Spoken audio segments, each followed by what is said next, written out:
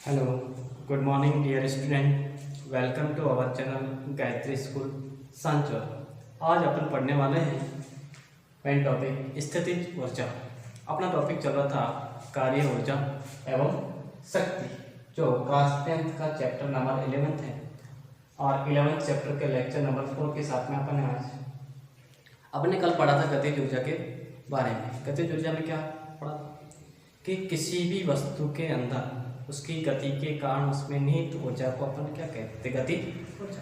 और गतिज ऊर्जा कैसी राशि, अदिश राशि है। वो दिशा पर निर्भर नहीं करती, वो केवल वस्तु के द्रव्यमान तथा उसके वेग पर निर्भर करती है। इसी प्रकार इसी क्रम में आज अपन पढ़ने वाले हैं स्थितिज ऊर्जा, जो यांत्रिक ऊर्जा का ही पार्ट है। ओके, स्थितिज ऊर्जा पढ़ने के लिए अपन ने वैसे बेसिकली पढ़ लिया था, किताब में लिखा था क्या कि वस्तु की स्थिति एवं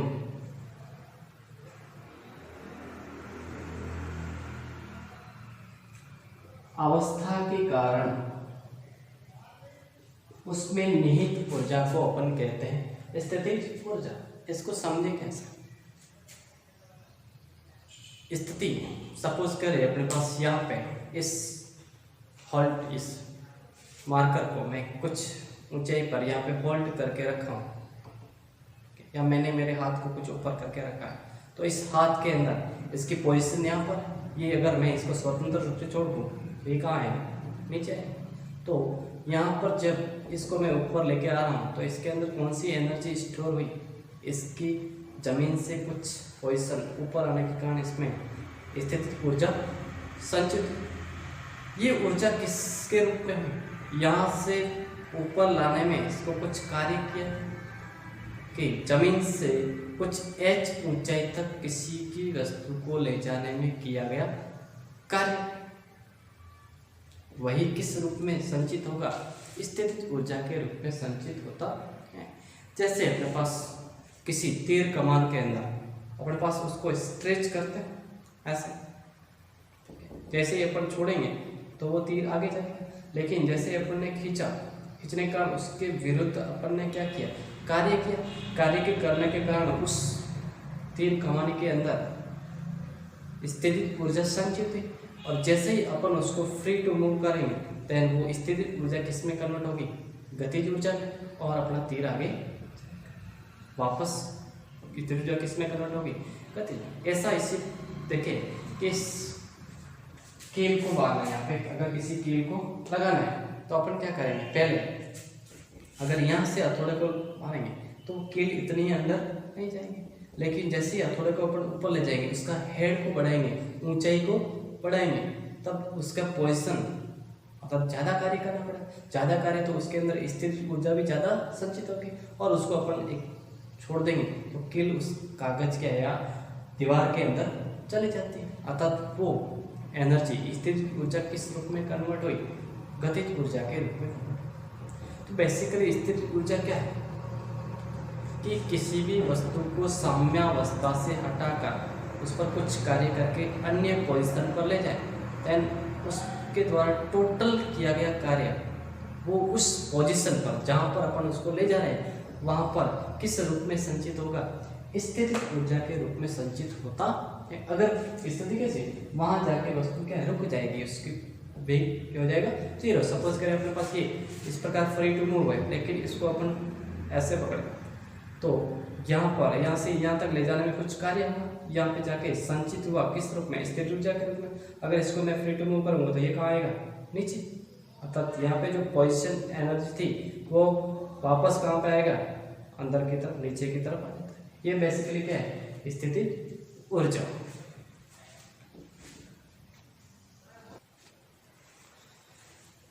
अब देखें अपने पास स्थितिज ऊर्जा के बारे में और भी एग्जाम्पल हो सकते हैं। सपोज करें अपने पास कि एक स्प्रिंग है, अगर स्प्रिंग को अपन उसको थोड़ा सा दबा देंगे तो स्प्रिंग के अंदर दबाने के कारण कुछ प्रत्यानयन, उस स्प्रिंग के अंदर एक प्रत्यानयन बल उत्पन्न होता है, उसके बारे में बात करेंगे। जब प्रत्यस्थ स्थितिज ऊर्जा के बारे में बात करेंगे तो ऊर्जा के रूप में संचित होगा। जैसे ही अपन फ्री टू मूव करेंगे पुनः इनिशियल पोजीशन पर आ जाता है। ऐसा कैसा? अगर मैं किसी पत्थर को कुछ ऊंचाई पर फेंकूं तो वहां पर जाकर एक फाइनल पोजीशन पर जाकर वहां पर कुछ समय के लिए रुक जाएगा, तो उस रुकने के कारण वहां पर एक ऊर्जा संचित होगी जिसको अपन कहते हैं स्थितिज ऊर्जा, और वहां से फ्री टू मूव स्वतंत्र रूप से पुनः जमीन पर आ जाता है।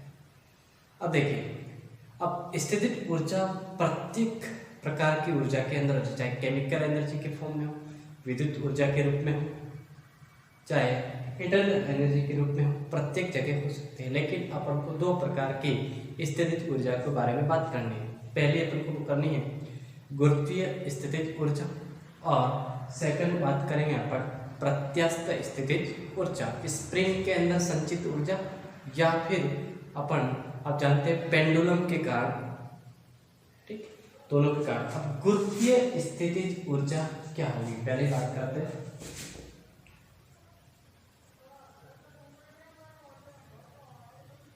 गुरुत्वीय स्थितिज ऊर्जा, ग्रेविटेशनल पोटेंशियल एनर्जी। अब ये गुरुत्वीय स्थितिज ऊर्जा किसके अंदर है? पहले तो वहां पर कौन सा क्षेत्र होना चाहिए? गुरुत्व या गुरुत्वीय क्षेत्र।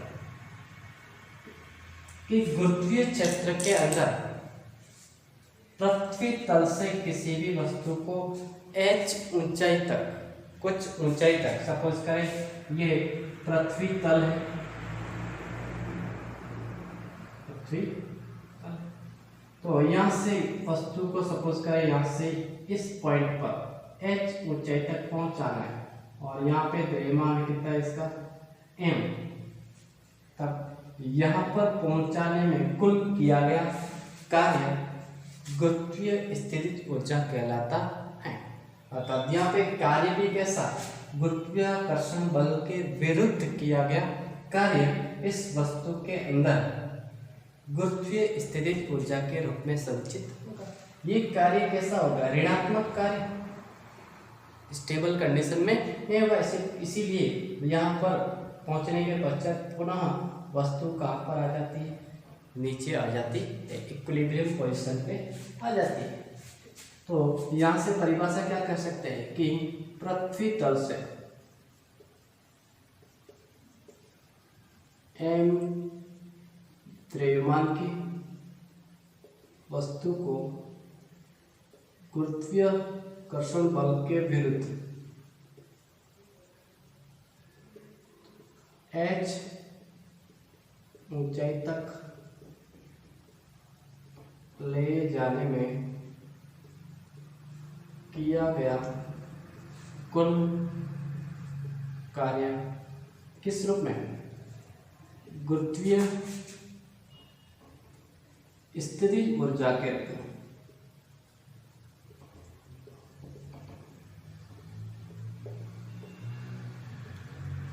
संचित होता,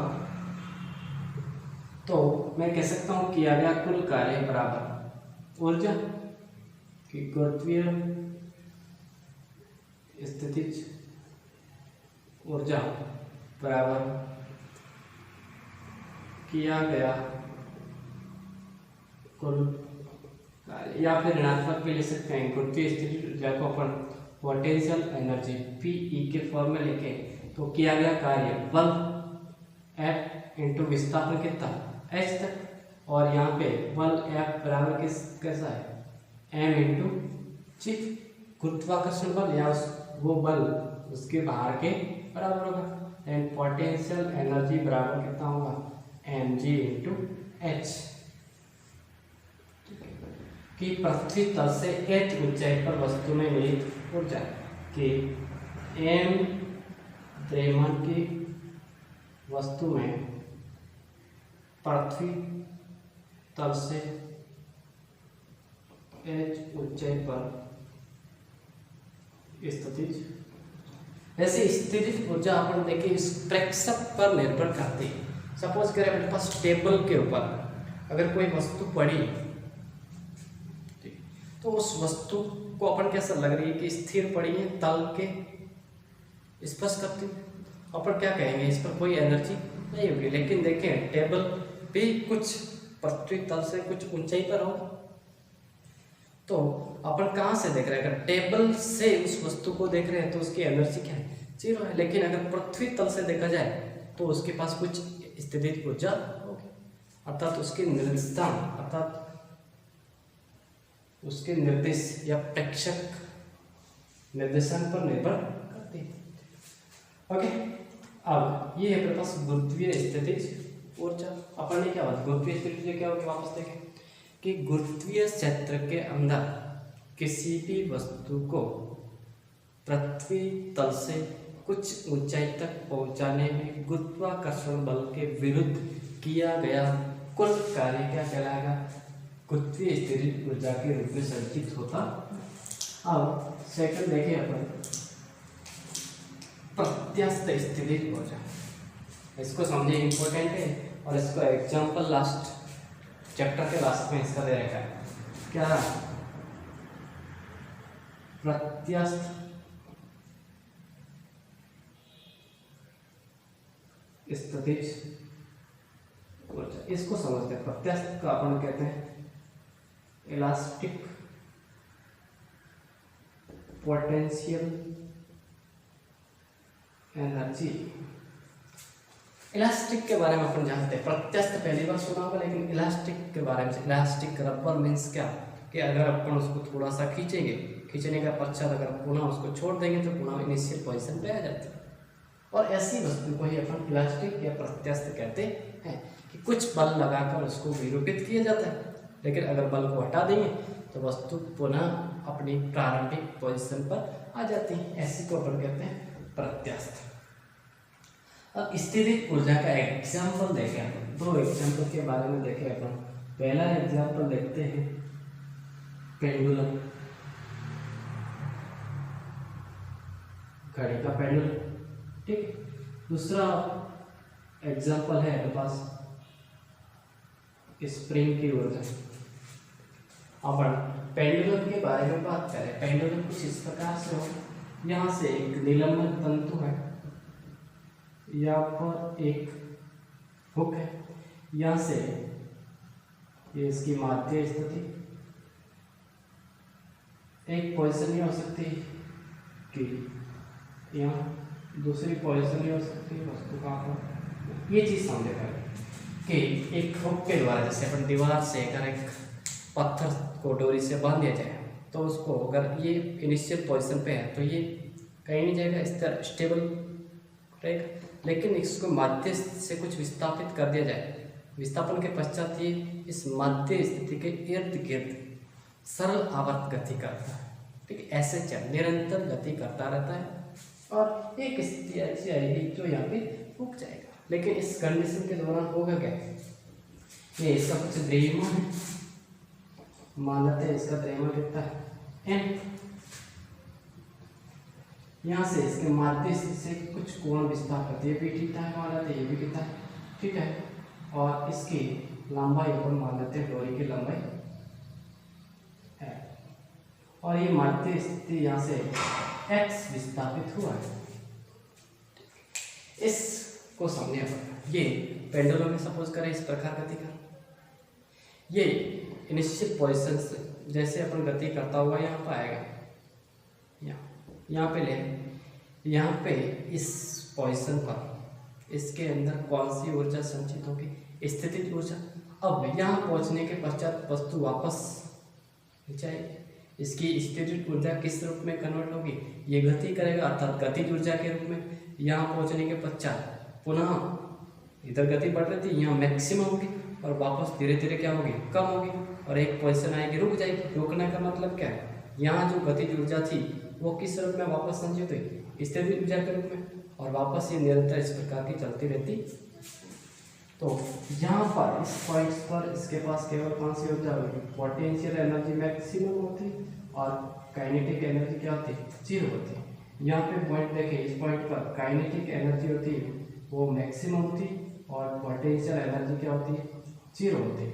ये और ये पोजीशन क्या रहती है, दोनों सेम पोजीशन रहती है। ओके, अब इसको समझे अपन। ओके चलिए इसको मिटा देते हैं। इस एम द्रव्यमान की वस्तु है तो इस वस्तु का द्रव्यमान का कुछ घटक या भार हमेशा, पता है क्या है, भार हमेशा गुरुत्वीय क्षेत्र में है, तो उस जिस पिंड के कारण गुरुत्वीय क्षेत्र होगा उसके केंद्र की ओर भार लगता है। तो अपन यहाँ पे माने W बराबर क्या होगा mg भार, और ये डोरी है तो डोरी में उत्पन्न कुछ क्या होगा, तनाव।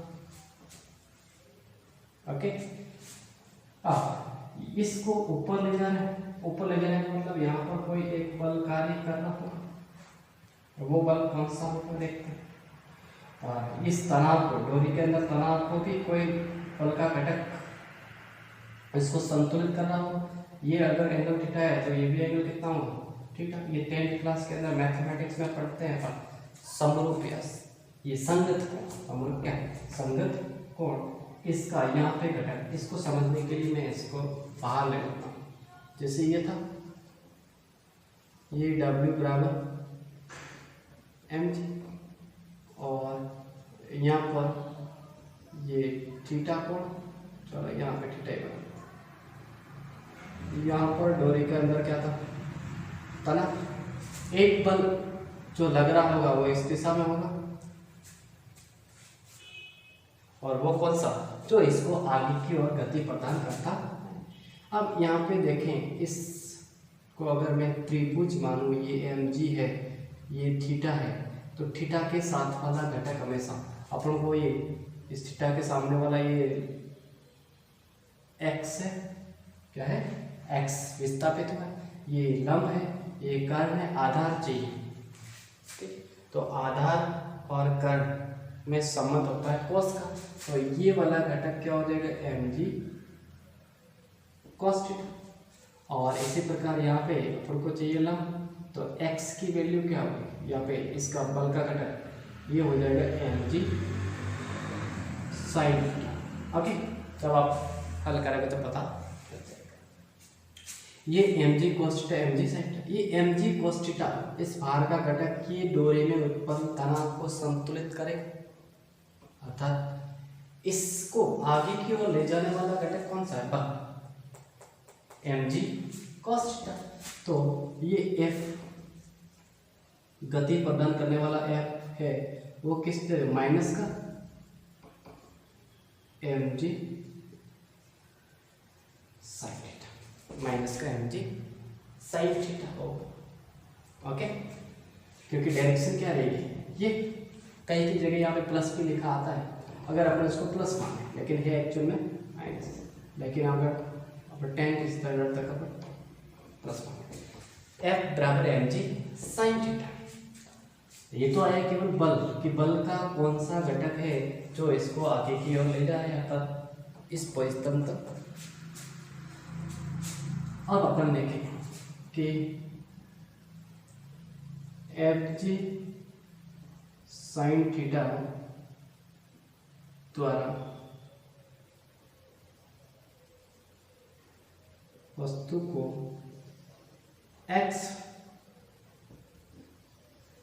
विस्थापित करने में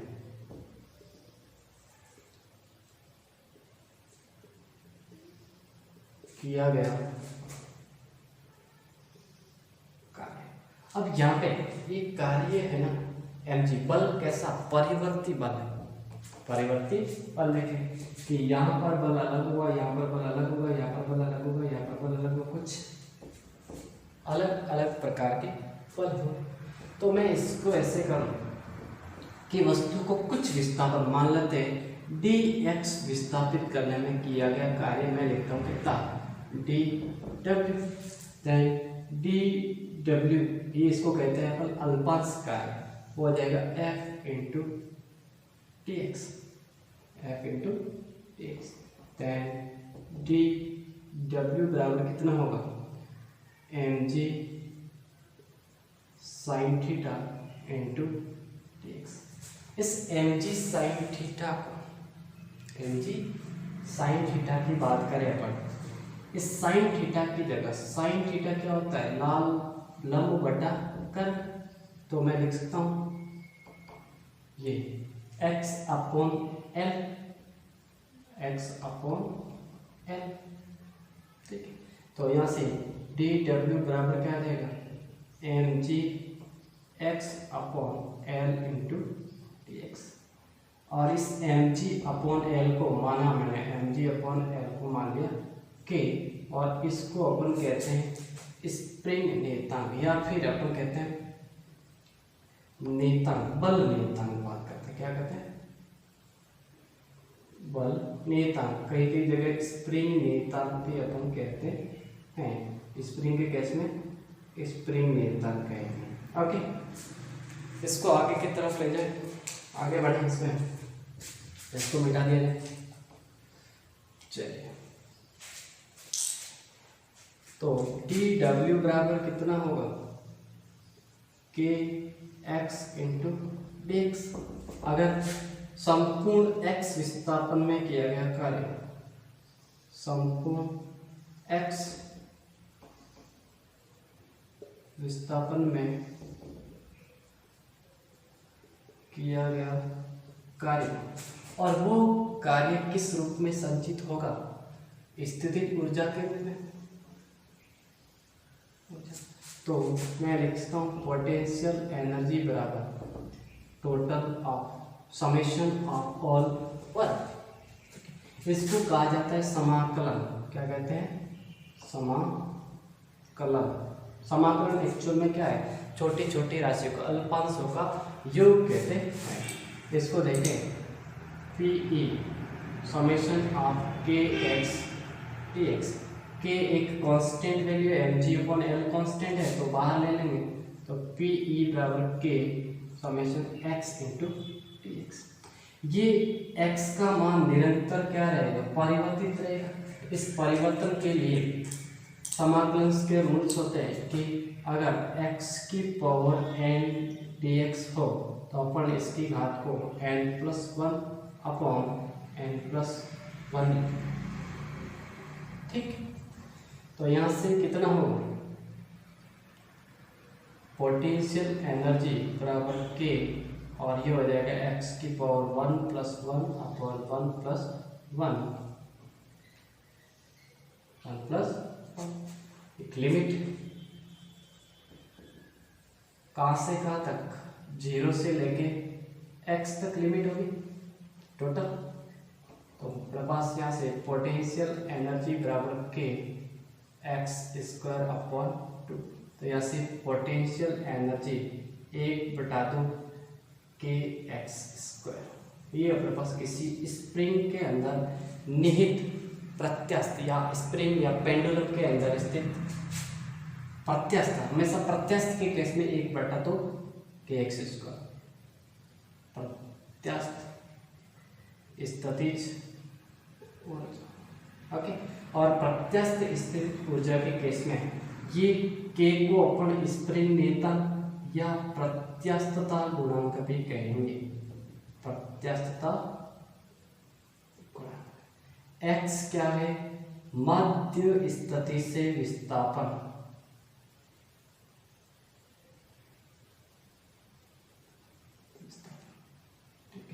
अब एक प्रत्यास्थ कार्य, जो बल आया, अपन कह रहे थे यहाँ से बल था, ये इस दिशा में लग रहा था, लेकिन ये वापस उसी पुनः पोजीशन माध्य स्थिति पर मिला है, और इस बल को अपन कहते हैं प्रत्यानयन बल। प्रत्यानयन बल एक प्रकार से संरक्षित प्रकृति का बल होता है, जो वस्तु को पुनः उसी की दिशा में या उसी स्थिति पर लाने में कार्य करता है। ठीक है, हमेशा जो परिवर्तन का विरोध करने वाला बल है। तो ये पोटेंशियल एनर्जी बराबर 1/2 के एक्स स्क्वायर होता है। ओके, इस आज के लेक्चर के अंदर अपन ने बात की स्थिति, ये अपने पास कई जगह ये एग्जांपल के रूप में दे रखा है लास्ट के अंदर, बुक के अंदर, बाकी कहीं नहीं रखा है। किताब के अंदर केवल इसकी परिभाषा के बारे में बात की, अपन ने पूरा डिटेल पढ़ा। ओके, ये समाकलन वगैरह आप बार बार देखते रहना, तब आपको समझ में आएगी चीज़ें। ठीक, इस पर न्यूमेरिकल क्वेश्चन अगले लेक्चर के अंदर करेंगे, और अगला लेक्चर अपने पास रहेगा कुछ न्यूमेरिकल क्वेश्चंस का, और प्लस अपन विद्युत ऊर्जा के बारे में और विद्युत ऊर्जा संयंत्रों के बारे में अध्ययन करेंगे। तो आज के लिए अपने पास इतना, धन्यवाद।